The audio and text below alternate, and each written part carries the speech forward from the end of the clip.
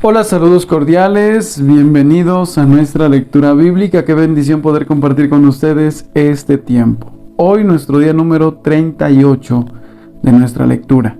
Hoy leeremos el Salmo capítulo 20, Éxodo 17 y 18 y Marcos capítulo 9, los versículos 14 al 50. Comencemos. Salmos capítulo 20. Que el Señor responda a tu clamor en tiempos de dificultad. Que el nombre del Dios de Jacob te proteja de todo mal. Que te envíe ayuda desde su santuario y te fortalezca desde Jerusalén. Que se acuerde de todas tus ofrendas y mire con agrado tus ofrendas quemadas. Que Él conceda los deseos de tu corazón y haga que todos tus planes tengan éxito. Que gritemos de alegría cuando escuchemos de tu triunfo y levantemos una bandera de victoria en el nombre de nuestro Dios. Que el Señor conteste a todas tus oraciones. Ahora sé que el Señor rescata a su Rey ungido. Le responderá desde su santo cielo y lo rescatará con su gran poder.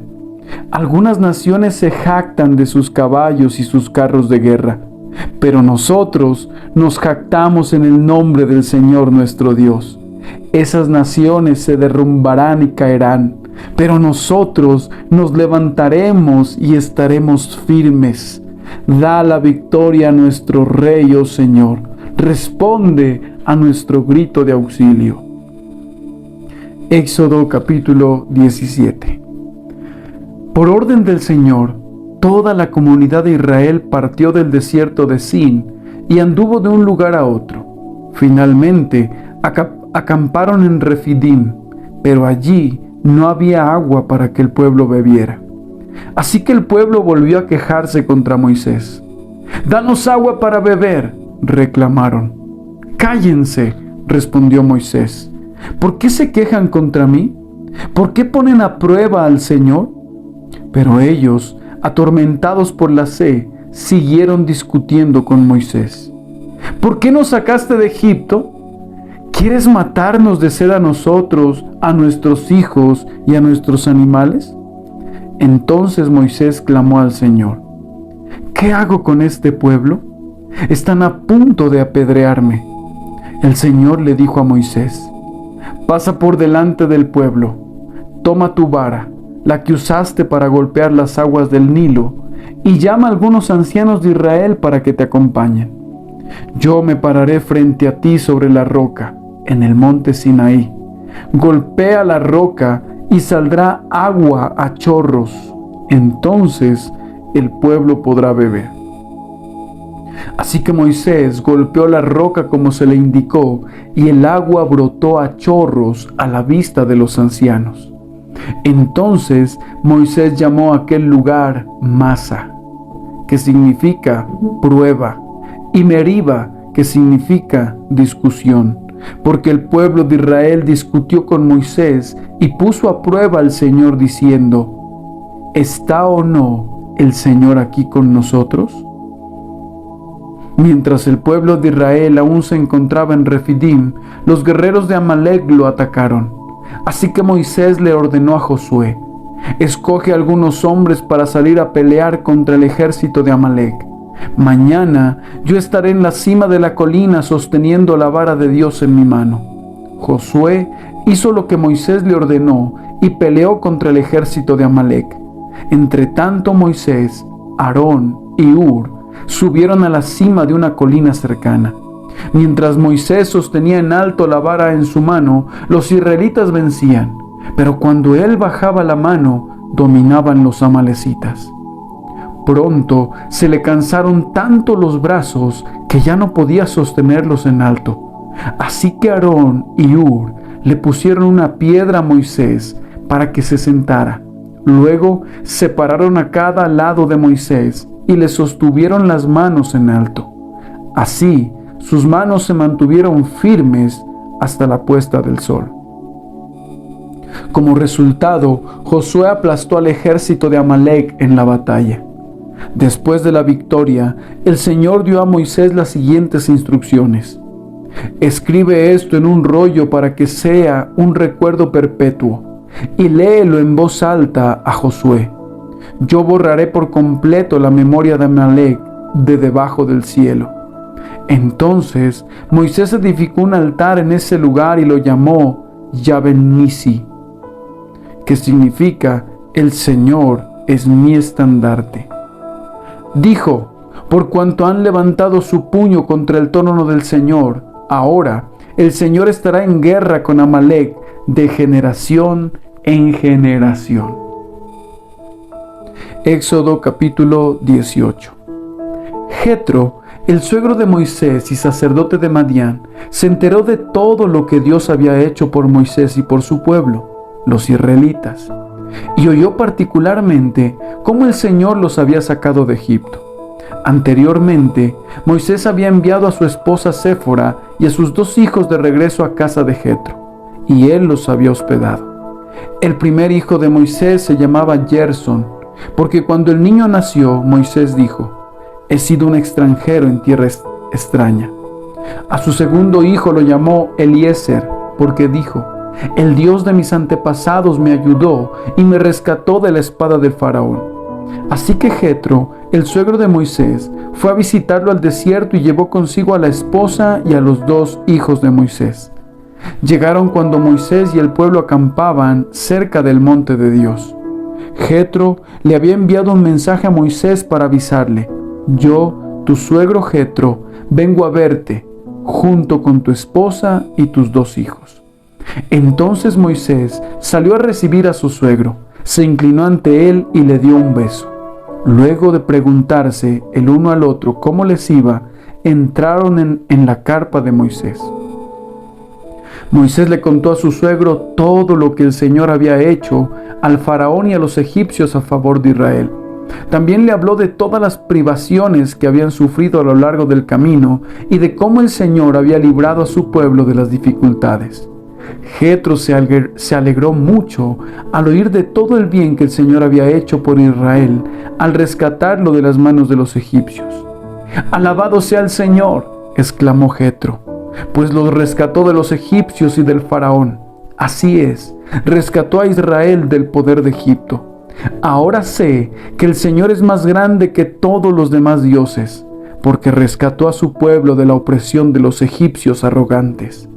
Luego, Jetro, el suegro de Moisés, presentó una ofrenda quemada y sacrificios ante Dios. Aarón y todos los ancianos de Israel lo acompañaron a comer lo que fue ofrecido en sacrificio en presencia de Dios. Al día siguiente, Moisés se sentó para oír los pleitos que los israelitas tenían unos con otros, y el pueblo esperó a ser atendido delante de Moisés desde la mañana hasta la tarde. Cuando el suegro de Moisés vio todo lo que él hacía por el pueblo, le preguntó: ¿qué logras en realidad sentado aquí? ¿Por qué te esfuerzas en hacer todo el trabajo tú solo, mientras que el pueblo está de pie a tu alrededor desde la mañana hasta la tarde? Moisés contestó: porque el pueblo acude a mí en busca de soluciones de parte de Dios. Cuando les surge un desacuerdo, ellos acuden a mí, y yo soy quien resuelve los casos entre los que están en conflicto. Mantengo al pueblo informado de los decretos de Dios y les transmito sus instrucciones. «No está bien lo que haces», exclamó el suegro de Moisés. «Así acabarás agotado y también se agotará el pueblo. Esta tarea es una carga demasiado pesada para una sola persona. Ahora escúchame y déjame darte un consejo y que Dios esté contigo. Tú debes seguir siendo el representante del pueblo ante Dios, presentándole los conflictos. Enséñales los decretos de Dios, transmíteles sus instrucciones, muéstrales cómo comportarse en la vida. Sin embargo, elige de entre todo el pueblo algunos hombres con capacidad y honestidad, temerosos de Dios y que odien el soborno. Nombra los jefes de grupos de 1000, de 100, de 50 y de 10 personas. Ellos tendrán que estar siempre disponibles para resolver los conflictos sencillos que surgen entre el pueblo. Pero los casos más graves te los traerán a ti. Deja que los jefes juzguen los asuntos de menor importancia. Ellos te ayudarán a llevar la carga para que la tarea te resulte más fácil. Si sigues este consejo y si Dios así te lo ordena, serás capaz de soportar las presiones y la gente regresará a su casa en paz. Moisés escuchó el consejo de su suegro y siguió sus recomendaciones. Eligió hombres capaces de entre todo Israel y los nombró jefes del pueblo. Los puso a cargo de grupos de 1000, de 100, de 50 y de 10 personas. Estos hombres estaban siempre disponibles para resolver los conflictos sencillos de la gente. Los casos más graves los remitían a Moisés, pero ellos mismos se encargaban de los asuntos de menor importancia. Poco tiempo después, Moisés se despidió de su suegro, quien regresó a su propia tierra. Marcos capítulo 9. Cuando regresaron a donde estaban los demás discípulos, vieron que los rodeaba una gran multitud y que algunos maestros de la ley religiosa discutían con ellos. Cuando la multitud vio a Jesús, todos se llenaron de asombro y corrieron a saludarlo. ¿Sobre qué discuten?, preguntó Jesús. Un hombre de la multitud tomó la palabra y dijo: Maestro, traje a mi hijo para que lo sanaras. Está poseído por un espíritu maligno que no le permite hablar. Y siempre que este espíritu se apodera de él, lo tira violentamente al suelo, y él echa espuma por la boca, rechina los dientes y se pone rígido. Así que les pedí a tus discípulos que echaran fuera al espíritu maligno, pero no pudieron hacerlo. Jesús les dijo: Gente sin fe, ¿hasta cuándo tendré que estar con ustedes? ¿Hasta cuándo tendré que soportarlos? Tráiganme al muchacho. Así que se lo llevaron. Cuando el espíritu maligno vio a Jesús, le causó una violenta convulsión al muchacho, quien cayó al piso retorciéndose y echando espuma por la boca. ¿Hace cuánto tiempo que le pasa esto?, preguntó Jesús al padre del muchacho. Desde que era muy pequeño, contestó él. A menudo el espíritu lo arroja al fuego o al agua para matarlo. Ten misericordia de nosotros y ayúdanos si puedes. ¿Cómo que si puedo?, preguntó Jesús. Todo es posible si uno cree. Al instante el padre clamó: Sí, creo, pero ayúdame a superar mi incredulidad. Cuando Jesús vio que aumentaba el número de espectadores, reprendió al espíritu maligno. Escucha, espíritu que impides que este muchacho oiga y hable. Te ordeno que salgas de este muchacho y nunca más entres en él. Entonces el espíritu gritó, le causó otra convulsión violenta al muchacho y salió de él. El muchacho quedó como muerto. Un murmullo recorrió la multitud. Está muerto, decía la gente. Pero Jesús lo tomó de la mano, lo levantó y el muchacho se puso de pie.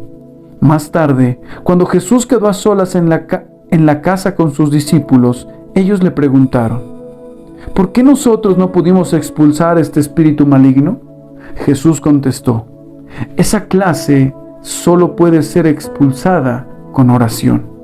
Saliendo de esa región, viajaron por Galilea. Jesús no quería que nadie supiera que él estaba allí, porque deseaba pasar más tiempo con sus discípulos y enseñarles. Les dijo: el Hijo del Hombre será traicionado y entregado en manos de sus enemigos. Lo matarán, pero 3 días después se levantará de los muertos.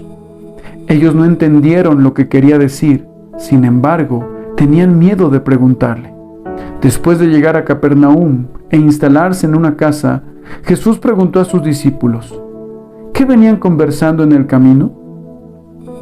Pero no le contestaron porque venían discutiendo sobre quién de ellos era el más importante. Jesús se sentó y llamó a los 12 discípulos y dijo: quien quiera ser el primero debe tomar el último lugar y ser el sirviente de todos los demás. Entonces puso a un niño pequeño en medio de ellos y tomándolo en sus brazos les dijo: todo el que recibe de mi Padre a un niño pequeño como este, me recibe a mí. Y todo el que me recibe, no solo me recibe a mí, sino también a mi Padre, quien me envió. Jesús le dijo a Jesús: Maestro, vimos a alguien usar tu nombre para expulsar demonios, pero le dijimos que no lo hiciera, porque no pertenece a nuestro grupo. No lo detengan, dijo Jesús. Nadie que haga un milagro en mi nombre podrá luego hablar mal de mí. Todo el que no está en contra de nosotros está a nuestro favor. Si alguien les da a ustedes incluso un vaso de agua porque pertenecen al Mesías, les digo la verdad, esa persona ciertamente será recompensada. Si tú haces que uno de estos pequeños que confían en mí caiga en pecado, sería mejor que te arrojaran al mar con una gran piedra de molino atada al cuello. Si tu mano te hace pecar, córtatela. Es preferible entrar en la vida eterna con una sola mano que en el fuego inextinguible del infierno con las dos manos. Si tu pie te hace pecar, córtatelo. Es preferible entrar en la vida eterna con un solo pie que ser arrojado al infierno con los dos pies. Y si tu ojo te hace pecar, sácatelo. Es preferible entrar en el reino de Dios con un solo ojo que tener los dos ojos y ser arrojado al infierno, donde los gusanos nunca mueren y el fuego nunca se apaga. Pues cada uno será probado con fuego. La sal es buena para condimentar, pero si pierde su sabor, ¿cómo la harán salada de nuevo? Entre ustedes deben tener las cualidades de la sal y vivir en paz unos con otros. Qué bendición compartir este tiempo con cada uno de ustedes, esperando que estos audios bendigan su vida y Dios les guíe a través de la palabra de Dios. Dios les bendiga y les sorprenda grandemente. Bendiciones.